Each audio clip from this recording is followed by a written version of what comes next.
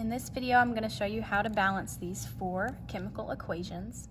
Before we start, I am going to tell you it usually works best to use a pencil for these because a lot of times you have to erase and make changes to what you've already done. So you can see for each example, I divided it into 2 sections, one for the reactants and one for the products. And remember that we want to have equal numbers of elements on the reactant side and on the product side. So I'm going to start out by just writing out the elements that I have. So in this first example, the only elements I have are phosphorus and oxygen. So I'm going to write phosphorus and oxygen on both sides. Then I'm going to count how many I actually have using the arrow as my dividing line. So on the left side of the arrow, I have 4 phosphorus right now and 2 oxygens. And on this side, I have 2 phosphorus and 3 oxygen. So as you can see, we are not balanced. 4 and 2, 2 and 3. So we need to add some coefficients. So in these spaces, we're going to add coefficients that are going to change our numbers. One tip is to save hydrogen and oxygen for last. It usually just works out better. So we'll start with phosphorus. Since we have oxygen, we'll save it for last. On this side I have 4, on this side I only have 2. So I need to think, what can I multiply by 2 to get 4? Well, if I multiply it by the 2 by 2, I'm going to get 4. So what I'm going to do is add a 2 as my coefficient. And when I add a coefficient, it's going to change how many phosphorus and how many oxygen I have. So I'm going to mark these numbers out because they don't apply anymore. And now I have 4 phosphorus and 6 oxygens. So right now our phosphorus are balanced, but our oxygens are not balanced anymore.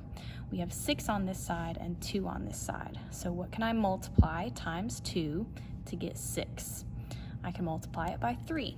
So I'm going to put a 3 in front of my oxygen, and that is going to give me a total of 6 oxygens. So now my oxygens are balanced. So this would be our final balanced equation. Some people like to put a 1 right here to just fill in that blank, but you don't have to. If we were going to write this out, we would not include a 1 right there. Moving on to the second example. In this one, we have just nitrogen and fluorine. So now let me count how many are on each side of the arrow. On the left side of the arrow, I have 2 nitrogens, 2 fluorines. On this side, I only have 1 nitrogen and 3 fluorines. So we can start with either one of these since they're not hydrogen or oxygen, but I'm just going to start at the top. So nitrogen, on this side we have 2, this side we have 1. So I'm going to multiply that nitrogen by 2. But when I multiply it by 2, I'm also multiplying my fluorines by 2. So now I have 2 nitrogen, but 6 fluorines. Nitrogen is balanced, but fluorine is not. So to get these to balance out, I need to multiply by fluorines by 3. Now we have 6, and we are balanced. In this example, we have carbon, hydrogen, and oxygen. I'm going to start by counting how many of each I have on each side. On the left, I only have 1 carbon. I have 4 hydrogens and 2 oxygens. On this side, I have 1 carbon, 2 hydrogens, and 3 oxygens. Like we said earlier, we're going to save hydrogen and oxygen for last. So I'm going to start with carbon. Right now, carbon is balanced. So I'm going to move down to hydrogen next. On this side, I have 4 hydrogens. On this side, I only have 2. So I'm going to multiply that hydrogen by 2. And when I do, I'm also changing my number of oxygens. So I have 4 hydrogens now, but now total, I still have these 2 oxygens. But now I have 2 more. So I actually have 4 oxygens now. So carbon is balanced, hydrogen is now balanced, all that's left is oxygen. So 2 on this side, we're going to multiply that by 2. and we have a balanced oxygen. In this last example, I want to point out that we have a couple of our polyatomic ions involved. If you'll notice, PO4, that's phosphate, and OH is hydroxide. And you can see that on both sides of the arrow, we have those groups of elements.